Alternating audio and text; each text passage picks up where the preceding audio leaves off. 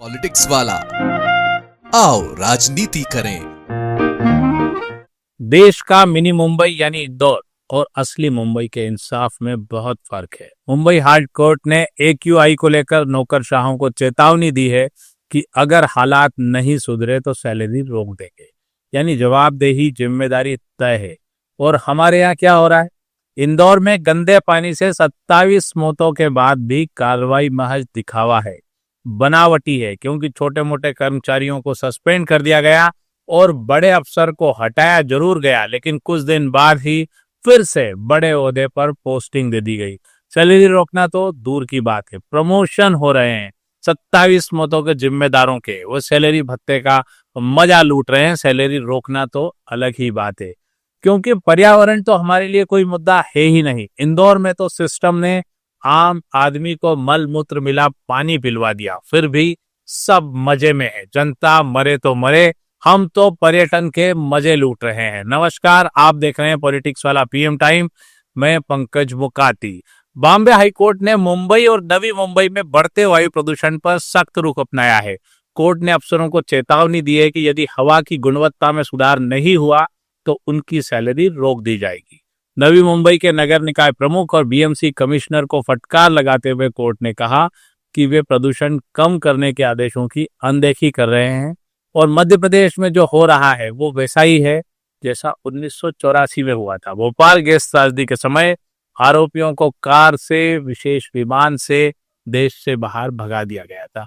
इंदौर में भी यही हो रहा है लगभग। जिन अफसरों को जेल में होना चाहिए उनकी तरक्की हो गई और ऊंचे पदों पर पहुंच गए। सोचिए क्या विडंबना है। इंदौर में मल मूत्र मिला पानी पीकर 27 लोग मर गए, लेकिन इंदौर में सरकार ने जिस अफसर निगम कमिश्नर को जहरीले सिस्टम का दोषी मानकर हटाया, उसको 2 सप्ताह के भीतर ही पर्यटन निगम का जिम्मा सौंप दिया गया। जबकि अभी तक इंदौर में मौतों का सिलसिला थमा नहीं है। शुक्रवार को भी 2 लोगों की मौत हो गई, लेकिन पूर्व कमिश्नर, जिम्मेदार दोषी गुनाहगार कमिश्नर अब पर्यटन विभाग के MD हैं। हम बात कर रहे हैं इंदौर नगर निगम के तत्कालीन कमिश्नर दिलीप यादव की, जिन्हें इंदौर से हटाया गया। इंदौर से हटने के 2 सप्ताह के भीतर ही उन्हें इनाम दे दिया गया। यादव को मध्य प्रदेश पर्यटन निगम का MD बना दिया गया। यानी जो अफसर जहरीले पानी का दोषी है वो नवाजा गया, और जो सस्पेंड है वो भी कुछ दिन में बहाल कर ही दिए जाएंगे।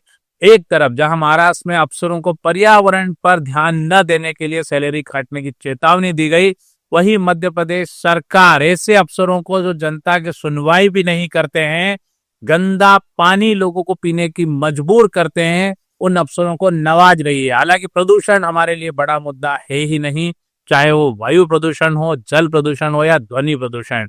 भारत में सरकारों को इनसे होने वाली मौतों पर फर्क ही नहीं पड़ता। हार्वर्ड यूनिवर्सिटी की प्रोफेसर गीता गोपीनाथ ने 2 दिन पहले दावोस में वर्ल्ड बैंक की 2022 की एक रिपोर्ट का हवाला देते हुए बताया था कि भारत में हर साल करीब 17 लाख लोगों की मौत प्रदूषण के कारण होती है। यह देश में होने वाली कुल मौतों का लगभग 18% है, लेकिन न तो मीडिया और न ही सरकार इसको लेकर संजीदा है। सरकारों की संवेदनशीलता और गंभीरता का जीता जागता उदाहरण इंदौर हमारे सामने है। क्या ऐसे आरोपी अफसरों पर गैर इरादतन हत्या का मुकदमा नहीं चलना चाहिए? क्या ऐसे अफसरों को घर नहीं बैठा दिया जाना चाहिए? लेकिन जब गरीब की जिंदगी इतनी सस्ती हो जाए तो सब कुछ बेमानी है। पूरा वीडियो देखने के लिए शुक्रिया।